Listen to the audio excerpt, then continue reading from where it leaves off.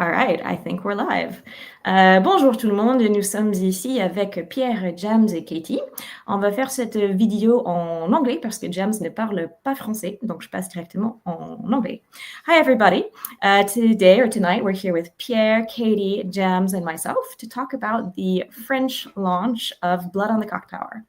So before we get started, just to let you know what's going to happen tonight, we're just going to chat about the game, ask some questions to Jams, who is part of the editing team in Australia, who helped promote the original game, and talk about the things that we like about the game.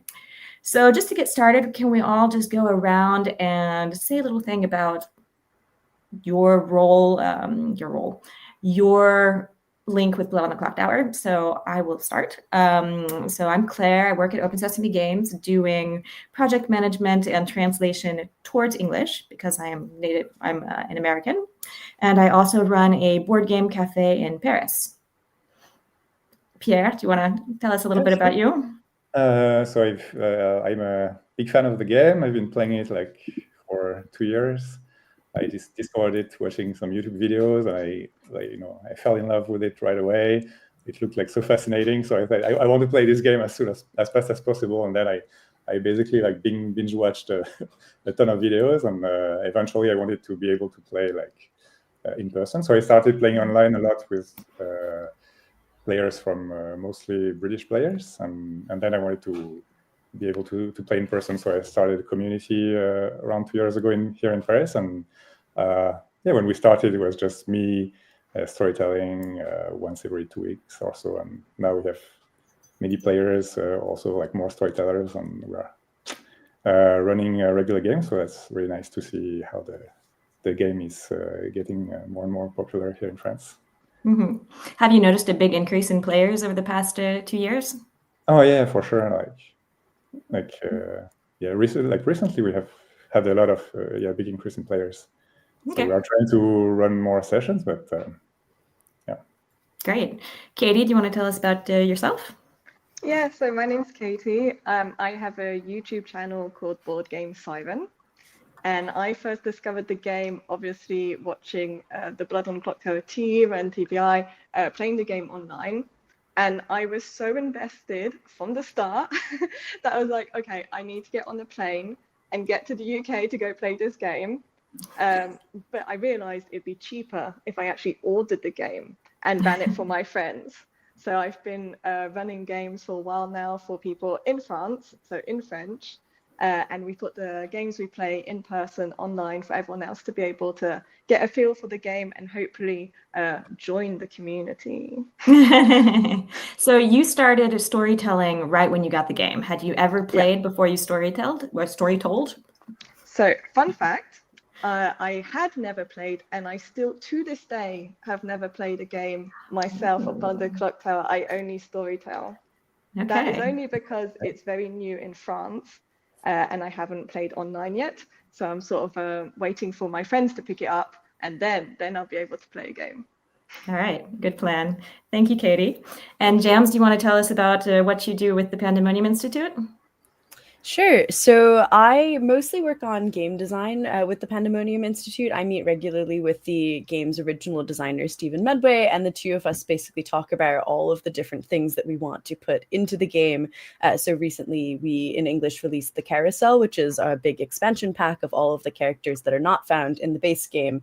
And so that was a huge project for Stephen and myself, where basically I was told, you need to make sure that all of the text for every single character that's going to go in this is 100% correct, and that we know exactly how many leaves are going to go on every token, and make sure everything's spelled correctly and that the art matches up and all of these different little things. And so I manage kind of all of, when we're making new content, manage the logistics and admin of the design side of things. And then I also run all of our testing for new characters. And so when we have characters that we want to test out and see how they're going, see if we want to add them to the game, I will get a group of players together and then run a bunch of games, get some feedback based on whether or not it looks like they're having fun mostly. And then, then the things that work out really well, we end up adding to the game, which is super fun. Awesome. I love your t-shirt. Did you join the company before or after the original game was launched on Kickstarter? I joined the company after the original game was launched. I played my first game of Clocktower. It was a very strange situation. It was during COVID, and online there was somebody who was running a text-based game, which I would not recommend to anyone. But they were running a text-based game, and they said, we need somebody to come and step in because someone doesn't have the time to play this game. Everyone else I know already knows who's what character. Can you come and take their place? And I was like, okay, fine, sure. Like, I don't really have the time, but I can do this. And they were like, great, thank you so much. You're the demon. Here's how it works. And it was terrifying and crazy, but it was so much fun. And I was instantly hooked. So I started playing, I think it was like early 2021. And then in maybe a year or so after that, just happened to meet Evan, who's one of the managers of the game, and he's Australian, and we met in Vancouver, of all places, basically helping to show the game at a board game convention there. And he said, I'm going to go back to Australia and tell Stephen that we should hire you. And so that's when I started working for the company. Okay, so you really started working on Carousel. Yeah, I started working essentially, like the base game was already out. I wasn't involved in the development, but I was involved in a lot of the refinement of the base game. So when we were going back through making sure that jinxes worked the way that we wanted them to, and then in the development of the Loric, which are the new like storyteller fun characters, that was a big project that Stephen and I worked on together. Yeah, great. We are really excited about Carousel. It was one of the things that we were crossing our fingers to be able to bring it to the French public. And so we're super happy about that. Pierre and or Katie, do either of you play with the experimental characters? And if so, do you have one that you like in particular? Oh, that's a good question. Yeah, I play a lot with the experimental characters, so that's why I was very excited to. That's what that was one of my first questions, whether or not like the carousel would be included in the French version. So I'm happy to see that it is.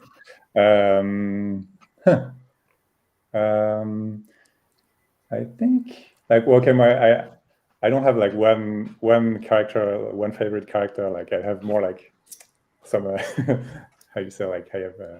Like my momentary, like my current favorite character is like the High Priestess. I really like that. The High Priestess. Can you tell us what the High Priestess does for those of us that don't Sure. So the High know the Priestess character? is a character like where as the storyteller you would let the person know like which player they should go and talk to on the next day. So it's a very social character, which I really liked. It's very different. It's not hard mechanical information. Is more, it allows you to play on the social games, for example, like get see what happens in the game and get like maybe a shy player who has some like good insight in the game, like get them to like speak more and send the High Priestess to talk to them, or maybe send the High Priestess to disrupt the evil team communication by when the evil team like want to speak to each other. So it's like it's very social character, and I think it's a really nice thing. Okay. What about you, Katie? Do you play with the experimental characters at all? Funnily enough, I just received the carousel in the post today. So I will be playing, and I'm really excited. I think these are experimentals, like the Preacher, if I'm not wrong. Yeah, there we go. Preacher, I love the idea of being able from the start to put a halt to the evil team, and they just spend the whole game being like, okay, which person do we need to take out so that I can have my power? Yeah. So I'm very much looking forward to the extra chaos it's going to bring to my games. Okay, great. So, Jams, can you tell us anything about the two characters that Pierre and Katie just mentioned, about developing those, and what were the difficulties in making those characters work? Yeah, absolutely. So I'll start with the Preacher, because the Preacher was a very tricky one to make work because it's just so powerful. Anyone who can all they do is point, and if they get lucky on the first night of the game, instantly that minion's ability doesn't work anymore, which is a really big challenge for the evil team to overcome. So we wanted to make sure that would still be fun for players, that when an evil player was picked, that exactly that happens, that it's not, oh no, I don't have an ability and now I'm just a regular boring old minion and the game is terrible. You want to actually have that feeling of, okay, something terrible has happened, but I can do something about it. And so trying to strike that right balance of, when should the Preacher's ability go away? What can the evil team do to fight it? But also knowing that it's a social game, I think it was a really nice resolution to make sure that if the preacher did a really, really, really effective job hiding, they would be rewarded for that by allowing their ability to last longer. So it gives the preacher a reason to stay alive and to lie, and we always want reasons for good players to lie. But in general, one of the things when we are designing characters, one of the main things we're looking at is, does this character give the players a reason to talk? Because at its core, Blood on the Clocktower is a talking game, and we want to foster as much conversation and as much talking as possible. And so with the preacher in particular, it gives the players so many reasons to talk, because it gives that preacher reasons to find other good players to trust because they want to stay alive, they don't want to be executed. But it also gives that preacher so many reasons to lie because they want to hide, who they are so that they can live and have their power for longer. And then it gives the evil players lots of reasons to talk as well, because they're trying to figure out, can we suss out, who this preacher is so we can get rid of them as soon as possible. So it's a really good character in terms of fostering conversation and making that work. And then the high priestess is also, I think, at least for townsfolk, probably my favorite of the released characters. And I actually recently designed a character based off of the high priestess that now is becoming one of my favorite unreleased characters. But the high priestess is again similarly it is the definition of fostering conversation, because quite literally the entire character's ability is each day the storyteller says, you should talk to this person. And what I love about it is that it puts a new spin on what it means to receive information, because it's not just, oh, let's tell you this person, you should talk to this person because they're the fortune teller and they learned who the demon is. But it's, you should talk to this person because maybe they have something important to share that they haven't shared yet, or maybe they're quieter and you wouldn't normally talk to them, but that can be quite useful. Or they're a minion and they're just, they're telling something that might actually be helpful to the good team, but they don't realize it. And if you talk to them, they might get trapped in a corner and have a harder time wiggling their way out. And so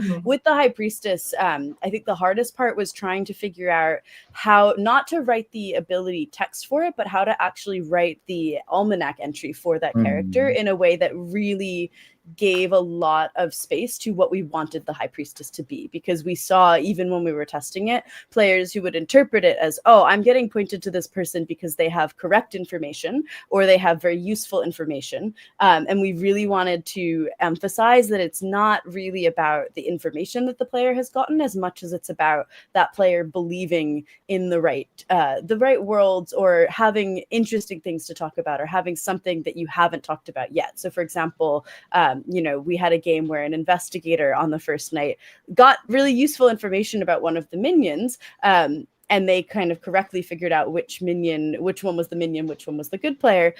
But we also, we knew that player. We were like, he's just going to tell everyone.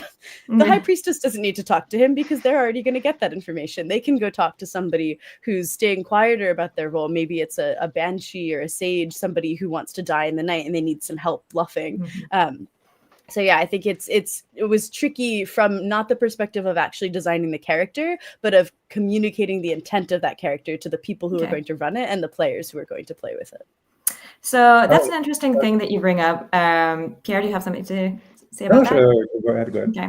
So I was going to say that I've played with Pierre before, and I've seen his version of the Trouble Brewing script that he made in French, because the French version hasn't come out yet. And Pierre, you added a couple things to the French version to help new players. Can you talk about what the different things that you added to the Trouble Brewing script were to help players that are getting started? You mean to the character sheet? To the sure. character sheet. Sure, I have some follow-up questions to just, but yeah, sure. I mean, I just added a few. I think the role, like the role setup, like the number of outsiders and townsfolk and minions for each player counts, because that's a question we get a lot. And just a few. Yeah, maybe I added a few also, at the bottom of the page, some clarification about the drunkenness and poisoning, and clarification about what's up to the storyteller. For example, the registering as evil for the recluse or as good for the spy. This kind of stuff, because people always ask this question. So I added just a little role clarification that it's up to the storyteller. This kind of things. Yeah. Okay. What about you, Katie? Do you play with the do you have things that you specifically add when you present Trouble Brewing to players? Do you have things that you've added to the character sheets? Honestly, I don't add anything. I just make sure that everyone understands, hey, if you have a question, come ask me. We can talk about it at any point during the game. I set out how many townsfolk there's supposed to be, how many outsiders there's supposed to be. And then it really is just a question of taking 5 minutes before, having a chat with everyone. And I've also, because most of the content so far is in English, I've made a short video that lasts under 6 minutes that explains the game also in French, so that if anyone's interested, anyone's new to the game, they can watch that instead of what I have done in the past, spend an hour and a half explaining the game before being actually able to play it. So I think just setting like the base of there's going to be a phase, a day phase, a night phase, and this is how we vote just helps a lot before actually starting the game. But otherwise, I just run Trouble Brewing as it is in its glorious form and watch the chaos unfold. Okay. And I've seen your video. I did think it was really great for explaining the rules. Oh, thank you. So my follow-up question to that, Jams, is you talked about finding the right way to present a character in the Almanac. What is the right balance between giving just enough information to not overwhelm players and making sure everybody knows really clearly what is the potential of that character and what can they do? Yeah, this is the trickiest part of designing the entire game, I think, because it's such a fine line to make sure that things are accessible to new players, especially. That's been one of our core focuses designing the game from the beginning, is how do we make sure that somebody who is playing this game for the first time can read one line of an abilities text, or that it fits on a token, and just understand, okay, this is what I do. Or maybe I have a question to clarify something, but in general, I get the vibe of what I'm doing. And so with character abilities, one of the main just sort of like standards that Steven set for the characters was every character's ability must fit on the token and must fit on one line of a script if it was printed just vertically with everything down in rows. And so that makes it really, really difficult, because basically it gives you about, I would say, 125 characters to write an ability text, which is very little. If you go into a character counter and just type something out, you'll be shocked at how quickly it ends, because you're like, oh no, this is not a lot to be able to explain, how this thing works. And so it makes it really, really challenging, because every character has to be essentially really simple in how it works if you're going to just explain it on a face value. And then the Almanac exists to say, okay, you might have some questions because that wasn't very much. That was just this, this little, like, this is how this works. And some characters are pretty straightforward. But then others, we have to add different things. For example, the soldier in Trouble Brewing, the ability is quite simple. It just says you are safe from the demon.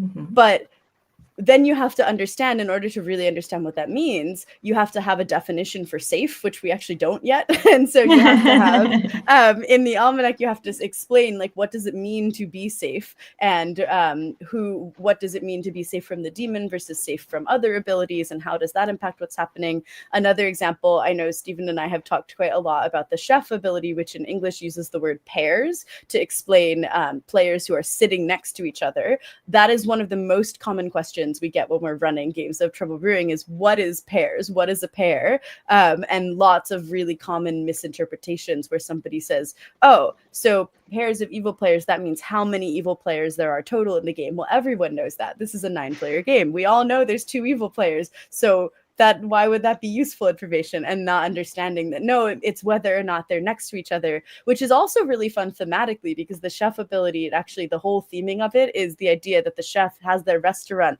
and they're looking around in the restaurant to see who's dining together. And so that's why it's the chef pairs, because it's looking around in the restaurant to see, are the evil players, are they sitting together at the same table, or are they split up across the different tables in the restaurant? Okay. Which is just like fun little thematic stuff. Yeah. But yeah, quite hard. Pierre?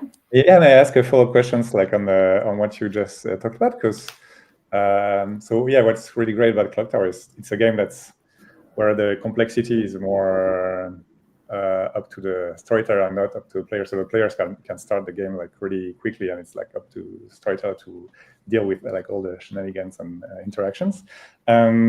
you are like mentioning about the high priestess, the fact that you need to clarify with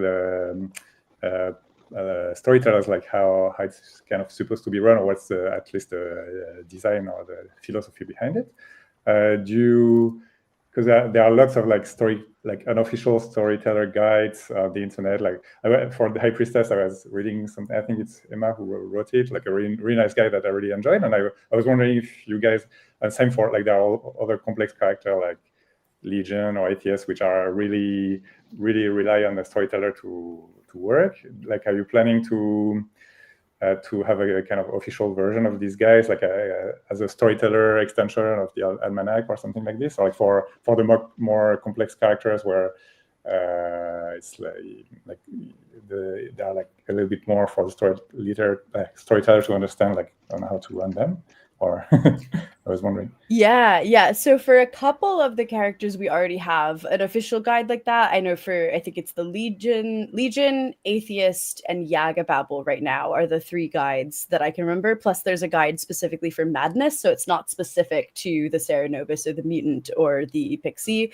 but it's more generally about what is the intention behind Madness's mechanic? How can I best run it as a storyteller? How should I play with it as a player? And so it's hard to find time to do those on top of everything else, because it's very unlikely that they'd ever become printed materials. And if we do have them exist online, there's a question of, do we put these in the do we put them somewhere else? But when we do have a character, so when we released the Yagababble, for example, I spent quite a lot of time writing up a long guide to explain to people, it's really fun, really interesting character. The Yagababble is a demon, and their ability is you learn a phrase, and every time you say that phrase, the storyteller will keep track, and they can kill up to that many players each day and night, which is a crazy character, but really, really tricky to run, because the storyteller needs to be able to have a phrase that kind of hits the right balance between being easy to say, but not so easy that the good team will never figure it out, but not so hard that the evil team can never say it. And then you need to be able to keep track of when they're saying this phrase, and you need to make sure that you balance the kills that you're making on behalf of this player. So it becomes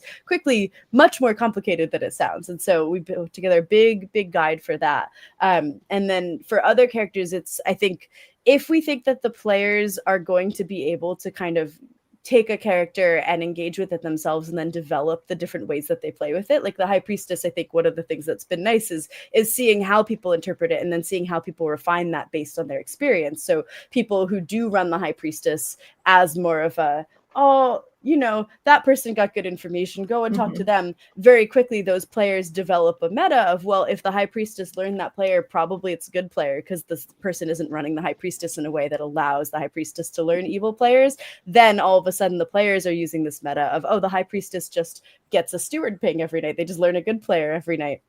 And then the storyteller, if they're a good storyteller, hopefully is like, wait a second, my players are metaing this information in a way that makes the game less balanced. Let me fix that. Let me rethink how I do this. And so I think a lot of players and storytellers are able to organically develop that understanding of how that works. But for some of the more complicated ones, especially for anything where the storyteller has to make decisions that have really, really powerful implications for the rest of the game, and particularly for the balance of the game, we do try and give a little bit more of a, hey, this might help. We also have been working on developing storyteller training courses where people will be able to sign up and take a course. And so the beginner courses are more of just a general, helpful information to get you started and to make you feel comfortable when you're storytelling, and lots of different tips and tricks on that front. But then the advanced courses are all just, here's a character that's hard to storytell, let's talk about it, let's make it a little bit easier. And so I think between those resources, I would personally love to go and say, here's a guide for every tricky character in the game, in the book. But I also know that I don't have time to do that right now, so maybe one day. But yeah. So, Katie, you do a lot of storytelling. What is your main tip for people that want to storytell? So a bit like what Jam said, start by reading the Almanac. Like, that's going to be your biggest help. It has all the basics you're going to need. Then I'd say watch a video or two on YouTube of people actually playing the game, because then you can get a feel for what it's going to be like being the storyteller as opposed to maybe a player. Take your time. I know it sounds crazy, and I know we feel a bit of pressure, especially during the night phases, to want to go really fast. But just take a quick breath, check you've woken up everyone, and then when you feel good, wake everyone up. They won't mind. They're grooving. They're fine. You will make mistakes. That's fine. We all make mistakes. Most of the time, you can just rectify it if it's something small. And if it's something huge, it just means you're going to have to play another game of Blood on Clocktower. And let's face it, that's not too bad, is it? And then, yeah, just remind players that they can come to you at any time if they have any questions. We can talk out as a group or one-on-one, perfectly fine. And I'd say the most important, have fun. Enjoy yourself.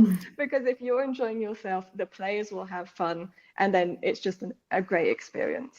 Okay, thank you.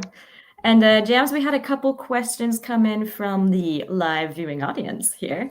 Someone has mentioned that that you have mentioned at TPI having some updates for the base 3 Almanacs. And like you mentioned, certain questions about always people asking what the chef does, what are pairs. Could we talk about that at some point and see if we can integrate any of those updates into the French version? Yeah, we're constantly going and iterating on the game to see kind of what can we do to make sure that it's as accessible and new player friendly as possible. I know that Stephen has mentioned to me wanting to just do sort of a broader review of all of the content in the game, including the base 3 almanacs and the rule books and everything like that, just to see, you know, is everything the way that we want it to? One of the really interesting consequences of releasing experimental characters is that they obviously are not just going to be played with in a purely experimental setting, but people will make, you know, custom scripts. You can go on the script tool, make your own script out of whatever characters you like and put everything together. And so we've had, you know, people who put an experimental character on a script with a base script character, and all of a sudden we go, wait a second, this base character works in a way we didn't plan it to, because we wrote this in the context of Trouble Brewing, or we wrote this in the context of Sex and Violence. And so we do want to go back at some point, but that's going to be a much later term project. Okay. But when that happens, we would be passing that along to all of our translation partners so that your translations of the game can match the way that the English game works, and make sure that all of those characters are consistent across all editions. Okay, great. And one of the other questions that we got on Discord this week was, what is the character that has had the most iterations? Oh, that's a really good question, because there's a lot.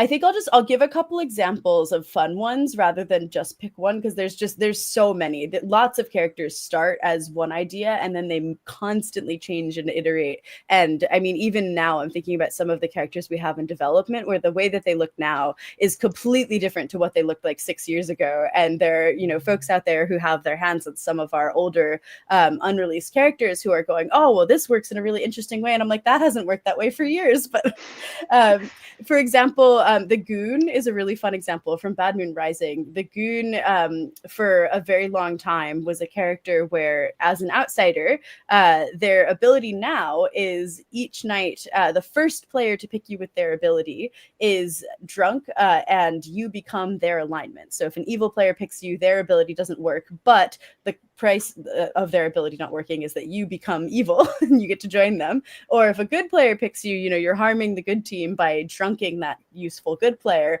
but you then stay on the good team. So it's a really interesting balance. For a very long time, the Goon's ability was not restricted to the first person that picked them. And so rather than just the first person that picked them and the Goon becoming that team, the Goon, every single time they were picked, would make that person drunk and join their team. So they spend the whole night being like, you're evil. Oh, you're good now. You're evil again. But now you're good again. And then there's like 4 drunk players. And so that was a very, very, very different time.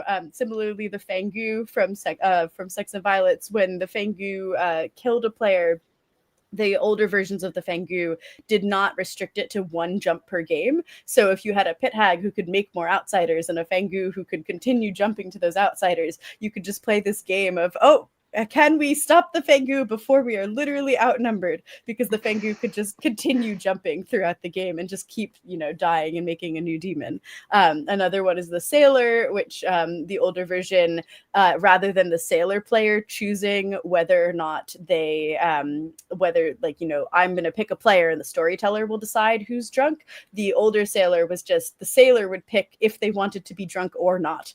And if they picked to be sober, then an arbitrary player on the Storyteller's discretion would become drunk. And so that was a very interesting balance because it completely changed the way that the Sailor played, because rather than go to a specific player and say, hey, Katie, I don't know if you think your ability's working or not because I picked you last night and I'm trying to figure out which one of us is drunk, the Sailor would have to go around and talk to everyone and say, I might have, one of you is drunk. I don't know who, but one of you is.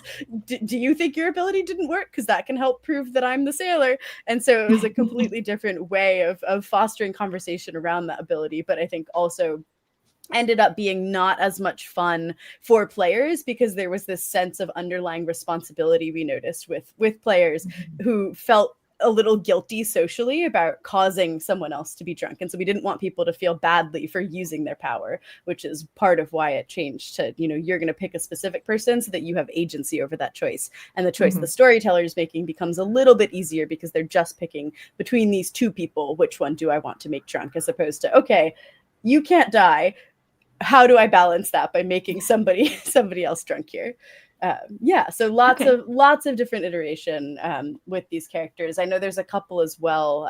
We've talked about potentially introducing a Loric that would allow players to use alternate versions of abilities, because there are some characters where, we iterated up to the point of release and they work, but there are still small changes that we would want to make those characters better. So for example, with the Vortox, we've really wanted a version of the Vortox where if you kill a dead player, then that doesn't help the Vortox win the game. We wanted the Vortox to be a little bit more powerful, but that was too powerful. And so we didn't quite find that perfect balance for the Vortox. Another one with the Zomboul, Stephen really wanted a version of the Zomboul where either it kills every night no matter what, so that it has a little bit more power, or a version of the Zomboul where if the players decide to execute a minion who is dead, then the evil team wins the game. So that if you're going to kill dead players to go and hunt for the Zomboul, that it's more risk for the good players in order to do that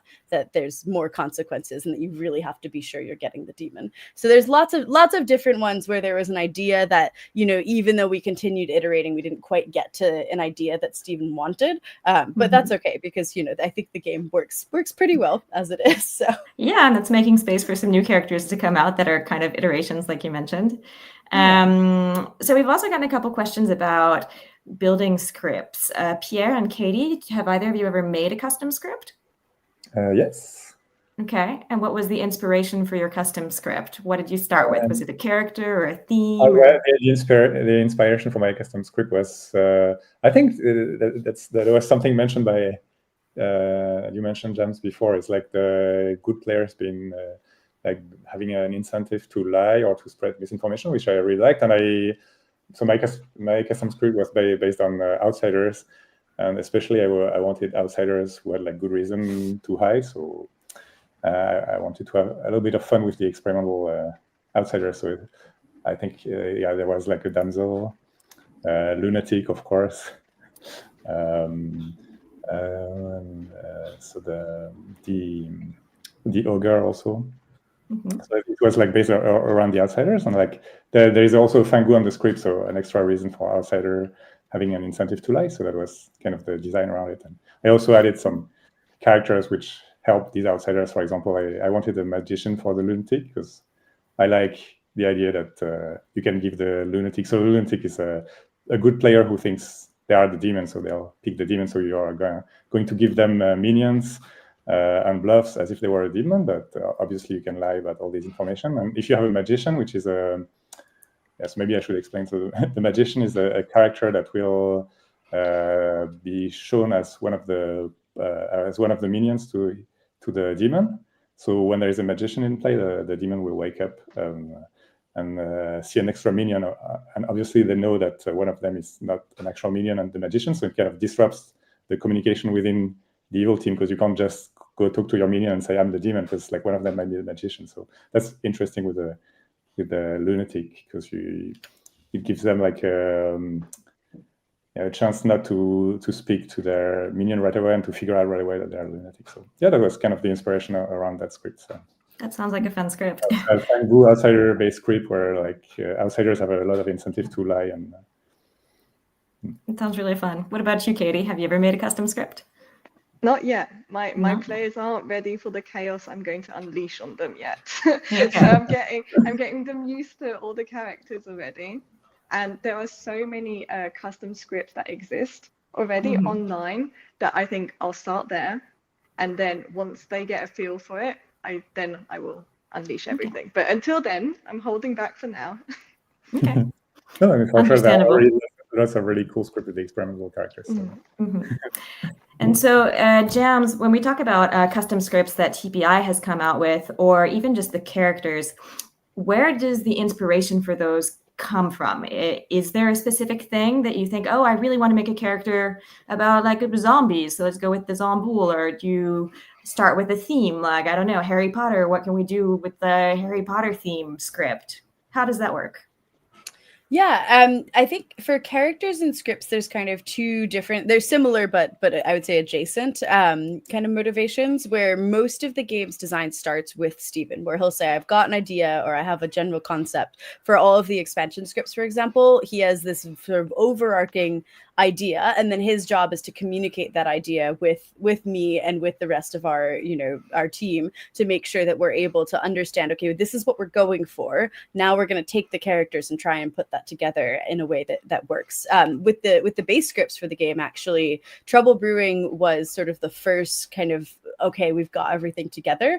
But what I love, one thing I think a lot of people don't realize, is that Bad Moon Rising was the original spicy Trouble Brewing, where a lot of the characters on Bad Moon Rising, if you look, actually have a counterpart on Trouble Brewing that's sort of a more basic version. So for example, the Godfather is a really spicy librarian. You learn who the outsiders are and you can kill them. The grandmother is a really spicy washerwoman. You learn a good player in their character, but if they die at night by the demon, you're going to die too. And so it was a lot of, okay, we're going to take a character that's already here and then just crank it up a notch, make it a little bit more interesting. Similarly, Sex and Violets was more of a, we want to have this sense of a little bit more of an information driven, like almost information overload of, okay, there's lots of information here, but how do we combat that? If the good players have a lot more information, then the evil team needs to be more powerful accordingly to balance that out. So, okay, we're going to give the evil players a lot of power in just a crazy disruptive way so that they can get in the way of some of that information. So for example, the Serenovus, okay, you have a lot of information. That's great. You have to pay a price if you want to tell people that information. And so really trying to play into that balance of like information and consequences. And then Bad Moon Rising also, of course, is giving players just introducing a new mechanic of, okay, you learn things based on who dies, because Trouble Brewing starts with this very standard, very straightforward, every night one person dies. And that's it. And every day you can kill one person. And so that's a really straightforward balance, really easy for players to understand. Whereas on Sex and Violets, there's one reason why you might have more than one death at night. And that's specifically if the pit hag has created a new demon. And so there's, okay, a little new thing. But the main new mechanic that Sex and Violets introduces is madness, which is this idea that you can make people say a certain thing, or you're never going to force somebody to do something or act in a certain way, but you can give them essentially an ultimatum. You can say, you can do this, and if you don't, you might die. And those are your options. And so madness is kind of the big mechanic introduced through Sex and Violets. I think Steven is a big fan of really kind of giving people the space to engage with a new mechanic in a very kind of setting, essentially. And so that's why, Sex and Violets is the first place you encounter madness. It's why actually on Sex and Violets, the characters that deal with madness, the Serenovus and the mutant, both have the word mad in quotations. And we've had a lot of people send an email to the company or send us a message on Discord or something like that. And they say, hey, there's a mistake. In Sex and Violets, the mutant and the Serenovus have quotes, but then the pixie, which is an experimental character that deals with madness, as well as the harpy, those don't have quotes around mad. And so you've made a mistake. You need to make this consistent. That's actually intentional because sex and violence is the first time that players encounter madness. So we wanted to put those quotes around the word mad to draw attention to it, to say this is a new concept. This is something that you might not understand how it works. And so we're going to put it, really highlight it and say mad. That's a new word. That's something you want to be drawn attention to. Whereas when you're playing expansion characters, you know, if you're playing with a harpy, we would hope that you already know what madness is. So when we say mad, we don't need to put that emphasis and attention on it. It's just part of the ability. It's something that you know how it works. Now with our expansion scripts, those also have sort of different conceptual settings that Stephen has created. So for Midnight in the House of the Damned, for example, that one I find really, really intriguing because it's no longer this puzzle of who is good or bad. It's more of a puzzle of, okay, in general, we can kind of figure out who's bad and who's good. That's no longer the puzzle we're trying to solve. The puzzle is now, what do we want to do about that? In Midnight in the House of the Damned, there's lots of different win conditions. So for example, Pierre, you mentioned the damsel earlier. The damsel is a character where they're an outsider, and if the minions can correctly guess who they are, then the evil team wins the game.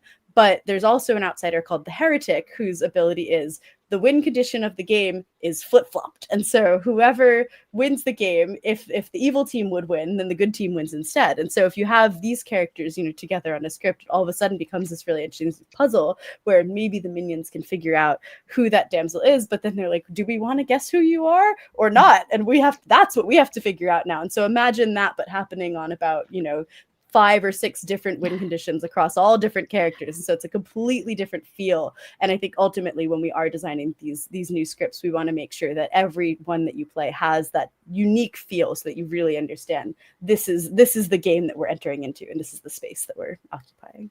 Okay. And I think Pierre had a question about the new scripts that are coming out. And we also just got a question in that talks about, other than new characters, abilities, and dynamics, will the next scripts also have new states? And I'm going to let Pierre jump in and ask his question that's kind of related. Oh, yes. So I was going to ask this, but I also want to say that it's really cool, like that I can, like each of the script has like their own feel. And it's really interesting you mentioned that Bad Moon Rising is like the kind of cranked up version of Trouble Brewing, because I never realized that. Because for me, like Bad Moon Rising is I think my favorite, like of the base 3 scripts, just because it's like it feels so unique.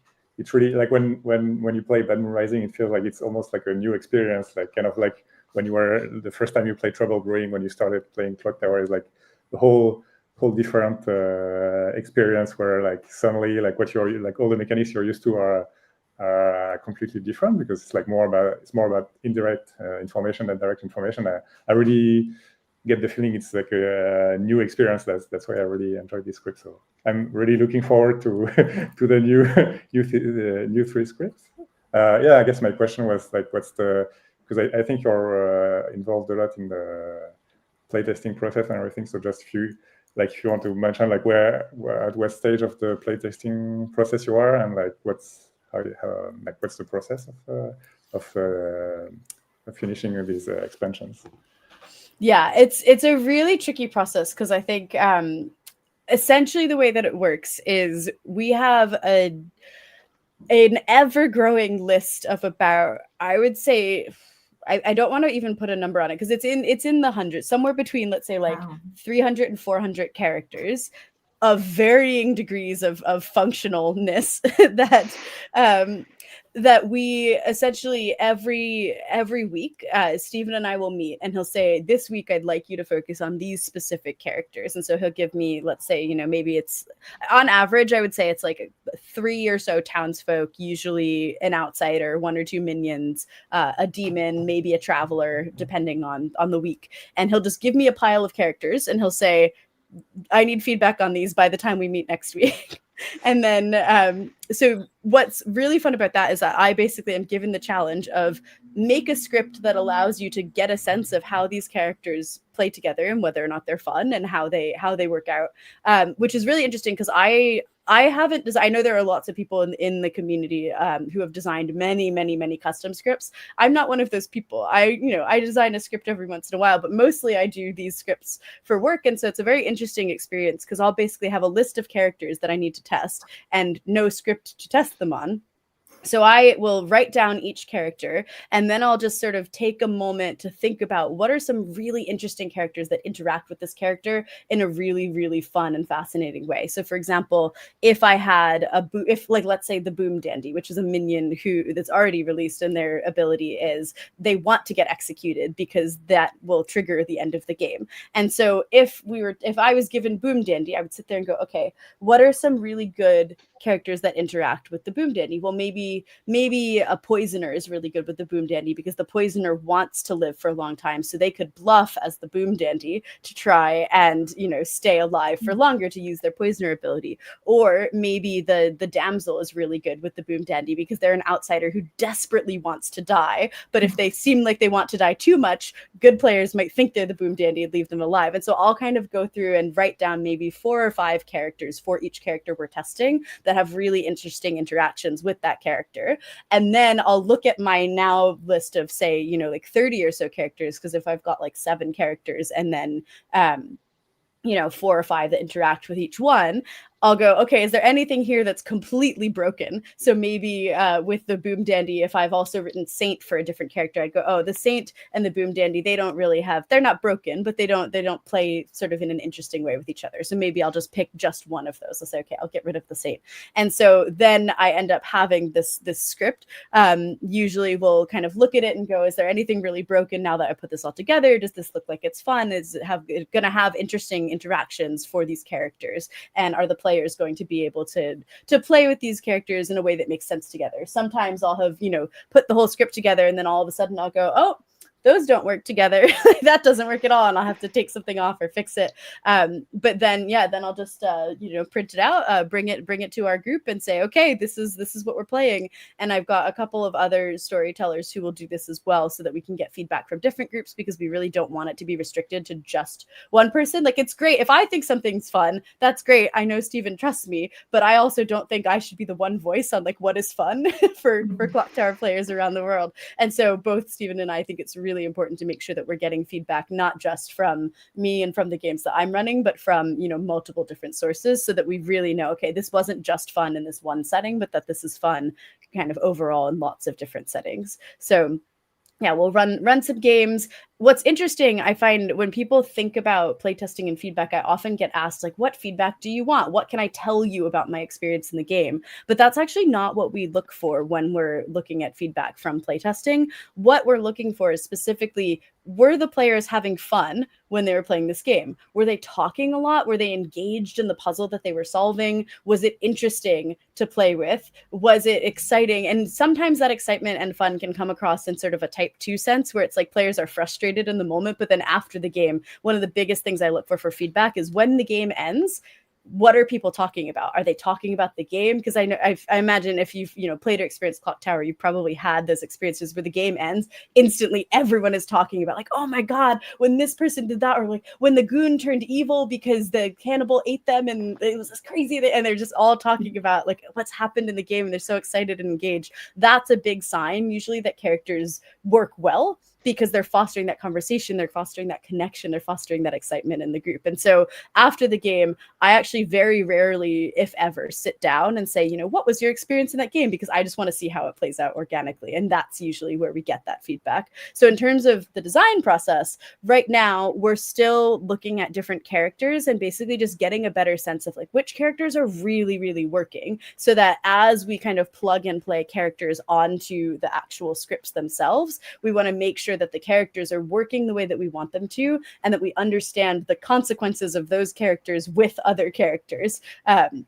So yeah, we have kind of mock versions of all of the different scripts, but they are constantly changing and constantly iterating. I've played probably, like 20 different variants of something that could be Garden of Sin or Midnight or the Tomb at least. And they're always different, and they always have different things. I know there's also really tricky things where Stephen will have a couple characters and say, I really want these characters together. And then I'll sit there and go, well, those don't work together. So that's a new problem that we have to fix, is how do we take the essence of what this character does and kind of twist it into a character that works with the other character that you think is really important, and put them together. So it's quite an interesting puzzle. And it's also been quite fun from a design perspective, because sometimes we'll be working on a script and we'll go, this needs a character that doesn't exist yet.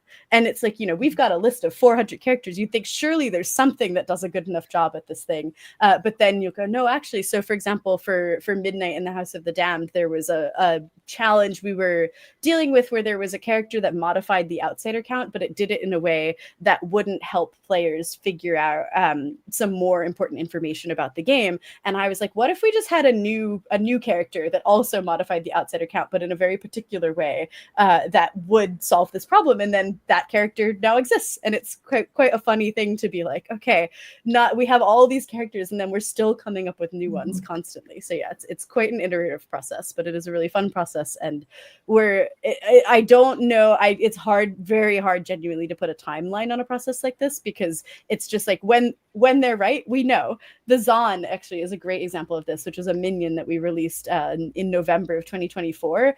From like conception to release, I think was in total about 2 or 3 weeks. Like that was really fast, because we had the idea. We talked back and forth a bit about the idea. And then when the version of the idea that now exists as the character, when we had it, we both were just like, yeah, that's it. Like didn't even need to test it. We did test it just, to check all our boxes, but we just knew. And I think that's the thing that's tricky about this process, is that it really comes down to like, you get to a point where you're like, yeah, that feels right. And when we get there, they'll be released. It sounds Well, it sounds like, yeah, it sounds like really, really interesting work.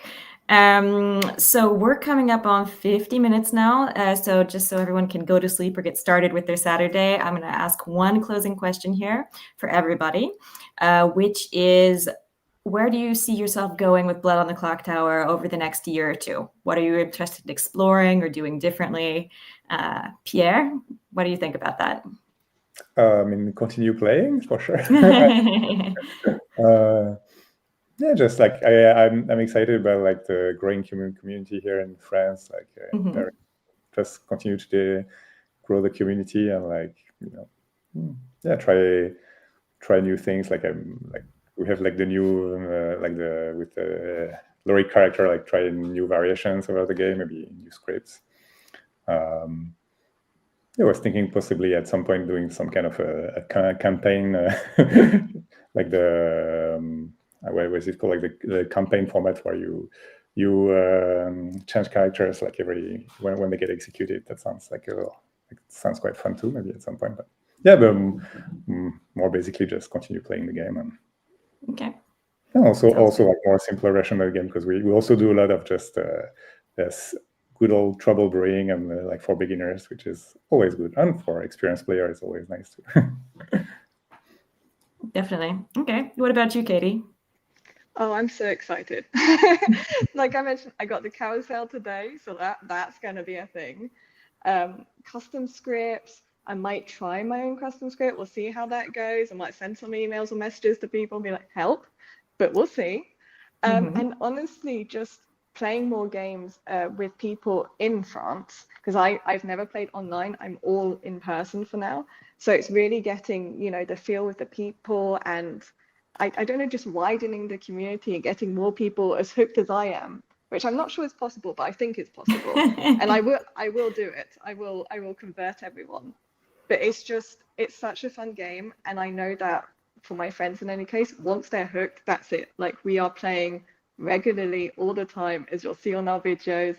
And it's just, I don't know, I just can't wait for everyone to be able to try it. So yeah, I'm just really excited. And what do you have coming up in your next video? So we just released the video today. Okay. Where, I can't give it away. You'll have to watch, but it's another Trouble Brewing. Okay. And then we have a couple of Christmas specials in the mix.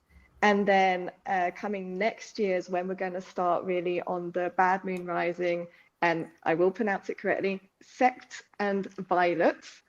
I really have to think about that one every time I say it. But I'm really excited. And what's great is that people, I put as much information as I can in the video so that people afterwards can watch it and then get their friends involved and really understand the whole process of everything that's happening. So I'm just excited for people to get more involved and keep asking questions about the game. And yeah, I'm hoping one day I'll actually play the game too, and you never know. I might find myself with some of the people here playing a game. You never know. So watch this space. Yeah, we can get together and play a game. Love it. If you're ever in Paris, like, feel free. And what about you, Jams? What's on the horizon in the next year that you are just super excited about? Anything you can tell us, let us know. I think for now, it's mostly just continuing to work on the design of the expansion specifically, make sure that we can get those out as soon as possible while still making them like as amazing as I know they can be. And beyond that, I think just continuing to have fun with the game is really important for me, because obviously, you know, all the time people go like, it's your job. Like, does it feel like work when you're playing? And I think it's really, really valuable. I've got a group of friends here in Sydney, and we play board games in general every Sunday pretty much, and at some point everyone's like, let's play Clocktower, and it's lovely to just have a setting where I can just go and play, and it doesn't matter that I work on the game. It's just I'm just another player in the game just having fun. So I think beyond actually working and designing the game, really making sure that I can also continue to just have fun playing it as well. Okay, sounds good. Well, thank you all so much for joining us today to help us launch the French thinking in French here, helping us launch the French crowdfunding campaign. When we first started this video, we were at over 100 people that had signed up, and we will be going for 2 months. So I'm super excited. Thank you all for being here, and have a good evening, Pierre and Katie, and have a good morning, Jams. And thank you, everybody who's watching us. Bye, everybody. Amazing. Thank you.